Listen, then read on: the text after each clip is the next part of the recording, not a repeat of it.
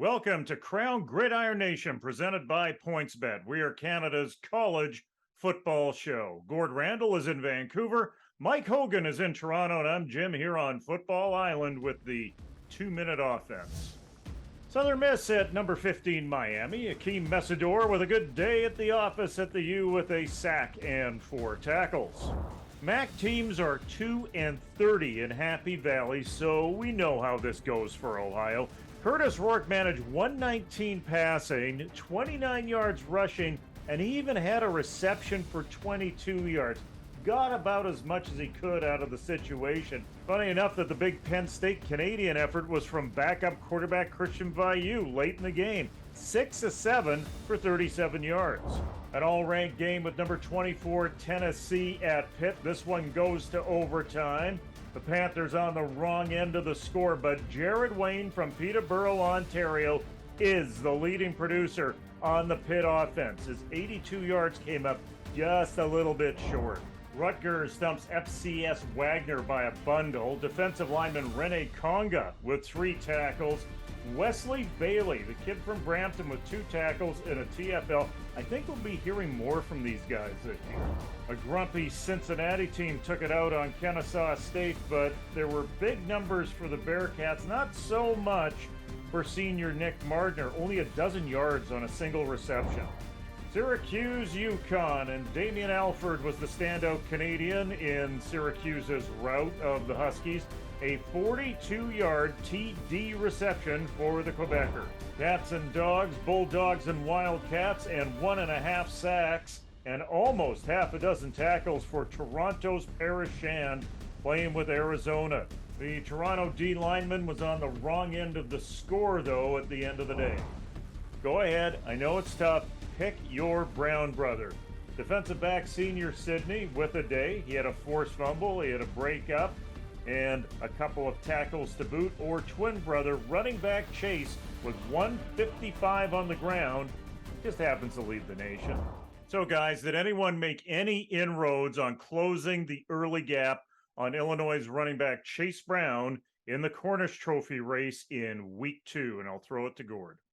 Well, I would say so, and it's no fault of Chase Brown's as he had another excellent performance, but a guy we maybe should have been talking a little bit more about on the previous episode is Jared Wayne over at Pitt. Now, he was the running mate with Biletnikoff winner Jordan Addison last year, but Addison transferred out to USC, leaving the door wide open for Wayne to become the guy. And certainly he looks like, if not the guy, one of the guys for the Pitt attack so far. 7 catches for 82 yards and a touchdown in their overtime loss at Tennessee this past weekend. He had a couple more big catches that he was just slightly out of bounds or a call back on penalty, so that number could have been even bigger. Now, the bigger question for Wayne moving forward is starting quarterback Keaton Slovis had to leave this game. We don't know his status at this point in time moving forward, but if he has to work with a backup quarterback, that may negatively affect his numbers. But he has made a strong early case to be very much in the conversation with Chase Brown, in my opinion. I will just say that I don't think anybody has closed, and that's no disrespect to anybody on the board or the rest of the field, but Chase Brown's still leading the NCAA in rushing, and as long as he does that, I think he's pretty much a shoo-in, so he still hasn't had that off day. One player who did have an off day, but I don't think has fallen out of the race yet, is Curtis Rourke at Ohio. And it might sound strange to pump his tires after he threw for barely 100 yards in the loss to Penn State, but that was not on him. The fact that he got out of the gate so quickly with about 350 yards passing and 4 touchdowns in their opener against Florida International, I think kind of solidified where he's going to be this year. Maybe not short term with the week that was, but long term, I like what I see out of Rourke, and he's showing that although the shadow cast by his big brother Nathan is pretty lofty, he's doing all right with the pressure of following a guy like that. So what players failed to lift off through the first few weeks that you expected more from? And that one goes to Mike. Oh, I hate talking about these guys, but there's always more than a handful each year. And for me, top of the list is a Joe. When he was at Clemson, we thought, oh, a Canadian going to a really good program. Here's a guy to keep watch on. And 2 years later, he had, I believe, 8 catches or something like that over the 2 years and transferred to South Florida. And you would think going from the Tigers to Bulls would mean instant credibility, a big starting role, and a ton of targets. So far, it hasn't taken place. Only a couple of catches for the first 2 games, both against BYU. There's more there, and it would be such a great story to see him succeed. But right now, he is leaving us a little bit, wanting more, and I hope that's not the case the rest of the year. And a guy who's in kind of the opposite situation in that he did transfer as well, but he transferred kind of into a step up in program is Nick Mardner, who moved from Hawaii up to Cincinnati. Cincinnati, on the fringes of the top 25 to start the season. They did lose their opener and fall out, but this is definitely a step up in competition for Mardner, and thus far, he hasn't quite found a lot of traction. He was a 1,000-yard receiver last year, had a good resume behind him, and we've seen some guys come from similar situations jump into their bigger program right away and make an immediate impact. But it looks like Mardner's usage early on has been strictly limited to serving the deep threat role in the Bearcats offense, and so just 3 targets through the first 2 games for Nick Mardner is not what we were hoping for the beginning of his season. And the last game that they had was against an FCS opponent that they blew out of the water. You could write that one off, but the previous game was a top 25 matchup against Arkansas. He still only had 2 targets in that game. So sparingly used so far as Nick Mardner. Hopefully it's just taking him a while to find his traction and he doesn't become lost at this bigger level. We always have a ton of questions here on KGN, but every week there are 5 players who give us the answer in our Stateside 5. Another day, another sack for Akeem Mesidor of Miami. The defensive lineman also tossed in 4 tackles in a big win over Southern Mississippi. At 4, Arizona's Parrish Shand with 1.5 sacks and 5 tackles. Unfortunately, it was in a loss to Mississippi State. London, Ontario's senior defensive back Sidney Brown in at number 3. The Illinois headhunter with a forced fumble, a pass defense, and 4 tackles in a win against Virginia. Peterborough's Jared Wayne is in at number 2, but he is receiver number 1 at Pitt. 7 receptions, 82 yards, and a tutty in a loss to 23rd ranked Tennessee. And he's the leading rusher in the NCAA, and he's number 1 on our list. Chase Brown with 20 carries for 155 yards. That's 3 games, 3 plus 100-yard games. This week, he did it against Virginia. Coming up, 3 big games. Were they great or were they lame? The favorites in the 3 conferences faced each other, and we'll tell you about it in our 3-minute warning. Mason Nias is making his case for the Heck Creighton Award early. Saskatchewan over UBC by 19 points, but the big numbers were from the Sasky QB. 28 of 38 for 362, 2 touchdowns, and no INTs. Daniel Perry was his favorite target. 8 receptions for 87 yards, and Riker Frank tossed in 125 yards and a tutty on the ground.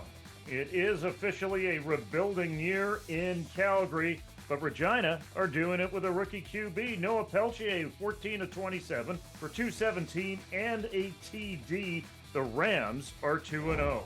The classic battle of the 2 top teams in Quebec. Montreal will set the tone first. Michael Broderick with a 65-yard pick 6, and Montreal goes up. They'd add another field goal. It would be 10-0 for Lake Carabin. The only offensive TD of the game, it's Edward Arsenault on the receiving end from an Arnaud Desjardins pass. Second half, all stalled offenses and a whole lot of kicking. Philippe Boyer went 4 of 5 on field goals, including this one from 45 yards out on the final play of the game. He breaks a tie at 18, 21-18, your final. Carabins take Chapter 1. Laurier Golden Hawks back in the W column with a 25-20 win at Toronto. Quentin Scott, 14 carries for 99 yards and a TD. Blues Kinsdale Phillip, more modest numbers at QB this week. 18 of 30 for 192 and a touchdown strike. York coming off that big forfeit win over Mac. We'll have more on that in a moment. Carleton handled them easily, 45-14. Now, continuing on with Mac, it's shaping up to be a disaster in Hamilton. A loss, a forfeit, and now a home loss to Ottawa. JP Simakenda led the way on the ground for the GGs, 20 carries, 102, and a TD.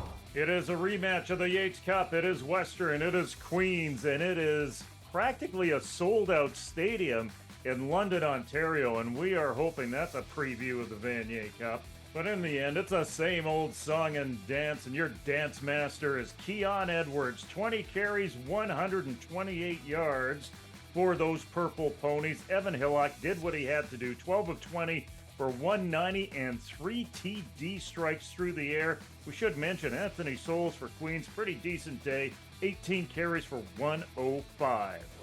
3 games, 1 story. Western Queens, Saskatchewan UBC, Montreal Laval. What did having the favorites win each of these games tell us about the conference races, Mike? Well, I think we'll go from east to west and maybe start in Quebec, where we found that rock fighting is still legal in the province. Just a typical Laval-Montreal game, just 2 touchdowns on the day, and one was, of course, a defensive pick 6. So the teams are close, which I think we want to see, and the fact that they're going to continue to play this kind of football means that the conference is wide open. In Ontario, we found out that this is probably going to be more of a procession than a race. Western has played 3 pretty good teams in the first 3 games, including Queens last week, and they've made short order of them. They've just outlasted them, run them down, pounded them into the ground by the 4th quarter. And it's going to be really tough sledding now, I think, for Western to lose a game this year. So, see it in the Yates Cup, whoever they're going to play. And, sadly, I don't think it's going to be a very competitive OUA this year. Conversely, in Can West, I think we're going to see some pretty good, entertaining football. And of the 3 conferences, I think, when you're talking about the top teams, that this will be the most entertaining conference of the 3 major ones this year, no disrespect to AU. But we know that NIAS can throw the football. We see that they can run the football. They're going to score some points. They've got a nice balanced attack. I think that Saskatchewan's still the alpha in the conference, but I think the conference is going to be wildly entertaining compared to the other 2.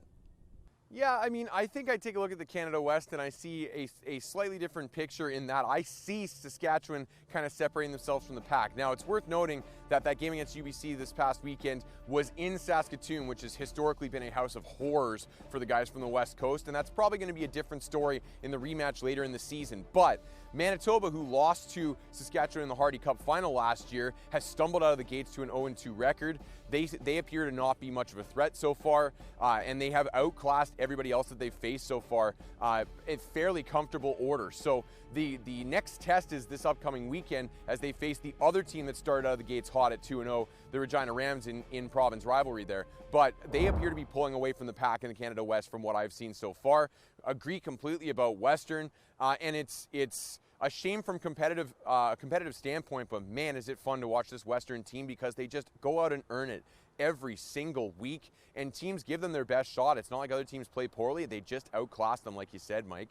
And then in Quebec, I would have hoped that having some offensive minds on staff over the last few years, like Anthony Calvillo and those types at the University of Montreal, might have opened up the offense a little bit more, but they still can't solve Laval consistently. They do just enough to win a tight one, and I'm sure we'll get another rock fight as we usually get between those 2. But you look at them facing the other teams in the conference, Olivier Waugh has started a little bit flat at Concordia, and it appears that it's kind of that usual gap where it's the big 2 and then the other 3. So Quebec is the same old story as usual, just like the OUA is this year too. Well, another year, another set of forfeits due to eligibility issues. This time it's McMaster who tied their own shoelaces together. They're now 0-3 after this week. Are these institutions actually interested in cleaning up this annual embarrassment, Mike? Well, I think they're interested in doing it, but, I think when we sit on the outside, it's kind of astonishing that this still happens. People find out about it every year and kind of point, across the bow and say, oh boy, look at that school. Well, did they ever screw up by not being able to get the paperwork right? And this time it hits McMaster, and they get, the forfeit in the first 3 games, cost them a win against York, essentially. So now they look at the season, they're 0-3 out of the gate for a team that certainly had playoff aspirations. It's been a tough go the last few years at McMaster. They had the incident with Greg Knox on the sideline storylines that cost him his job. They had the Fabian Foote allegations of racism a year ago, and now this, which certainly pales in comparison to the other two, but it's kind of that third thing, the dominoes start falling, and it looks pretty sloppy. And I'm really surprised that this is happening at a program run by Steph Potasic, who's got a pristine record as a head coach. But it's when these things start happening in multiple occasions, you've got to kind of look big picture a little more closely. Coming up, the top 20 in the eyes of the CFL. Welcome back. Here are your CJFL standings on the road to the Canadian Bowl.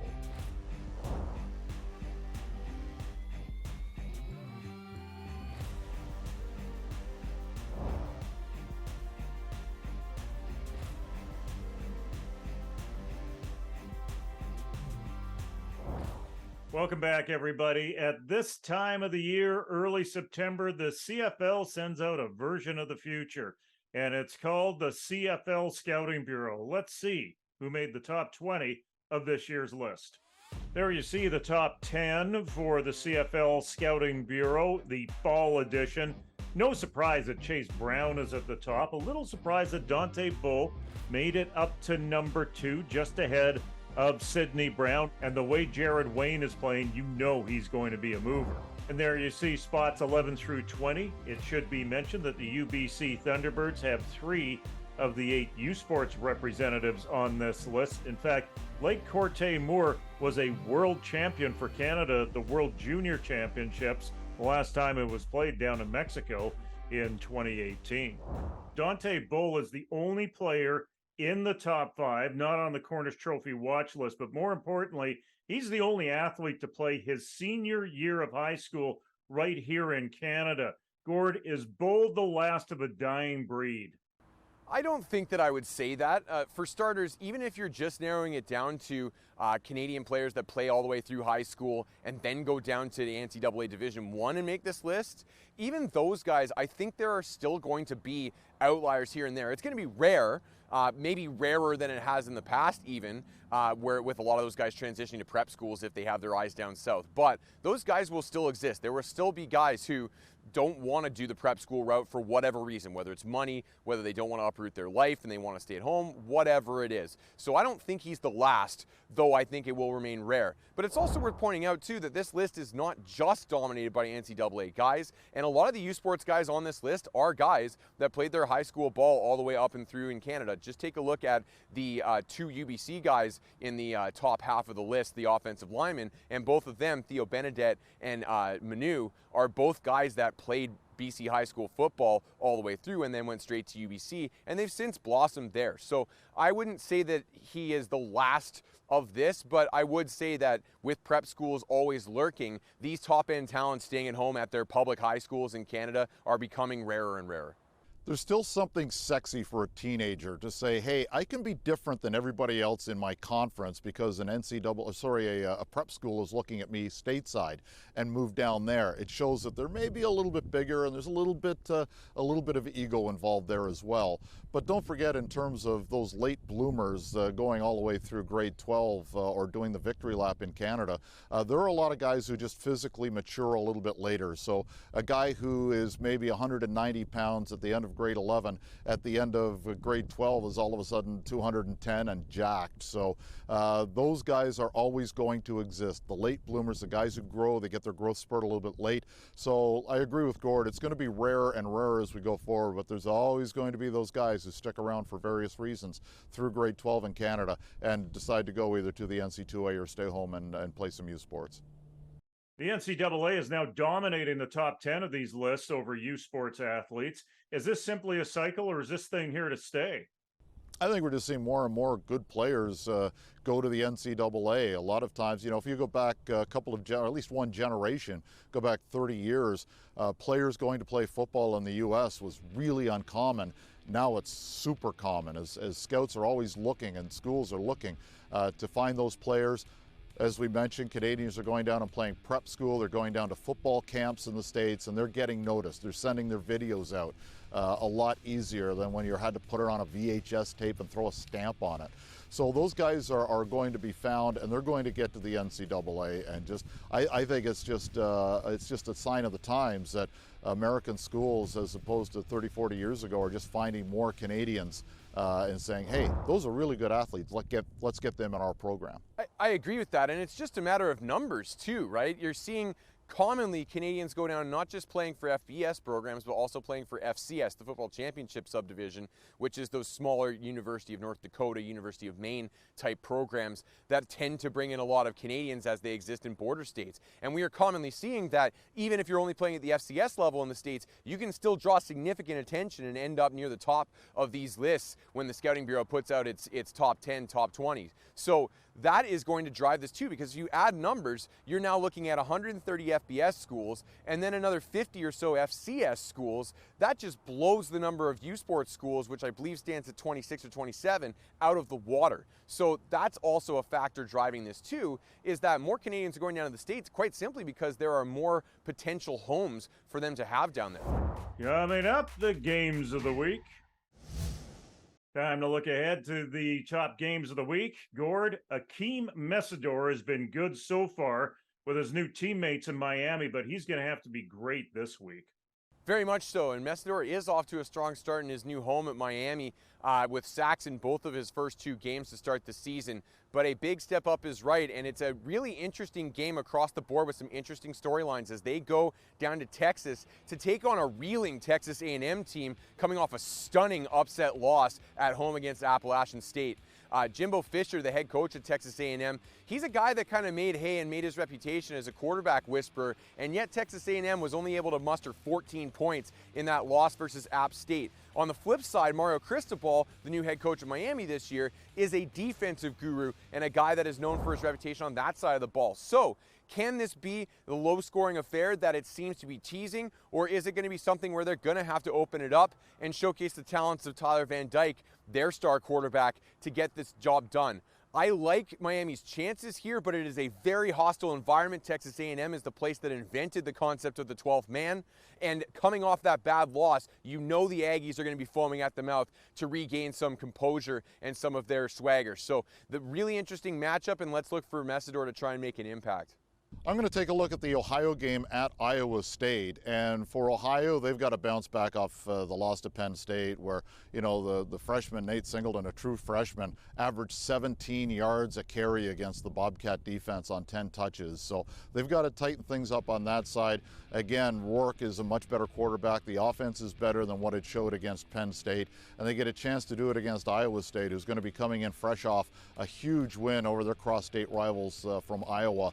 So it's a big game for them, and something to take a look at from this program's perspective is Tristan Michaud from Quebec City, who ended up going to, talking about going to a prep school of sorts, going to Larry Justanis's Clarkson Football North program in Mississauga. He's a big receiver. He's 6'6". He redshirted last year. He hasn't been on the field yet this year, so we're going to keep watching at Iowa State to see if there's an opportunity for him to get on the field, hopefully sooner rather than later, or maybe he's another guy who's going to look at a transfer window next year. For Gord, Mike, Krown Produce, and PointsBet, this is Jim Mullen saying, what are you looking at? Let's get out to the game.